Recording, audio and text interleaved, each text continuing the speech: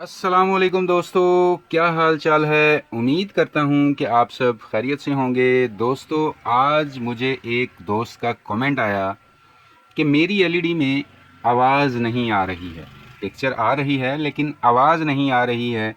मैं साउंड की सेटिंग को जो है वो एडजस्ट करने की कोशिश कर रहा था, तो उसके बाद साउंड जो है वो बंद हो गई।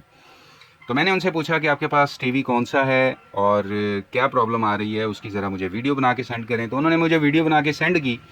तो मैंने चेक किया कि उनका जो वॉल्यूम बटन था, वॉल्यूम के आइकन के साथ हैंड फ्री की ऑप्शन आ रही थी।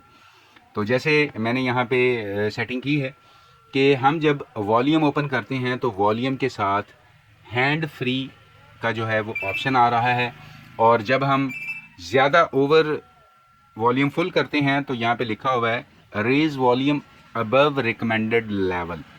ठीक है, तो ये उनके पास भी एरर आ रहा है। तो इसको सेटिंग करने की, ठीक करने का क्या तरीक़ेकार है, तो हम सबसे पहले सेटिंग में जाएंगे। सेटिंग में जाने के बाद आप डिस्प्ले एंड साउंड में जाएंगे और आप साउंड को सिलेक्ट करेंगे। साउंड को सिलेक्ट करने के बाद सबसे पहले तो आप चेक कर लें कि आपका प्रीसेट कौन सा सिलेक्ट है। ठीक है, तो आप स्टैंडर्ड पे ही इसे रहने दें।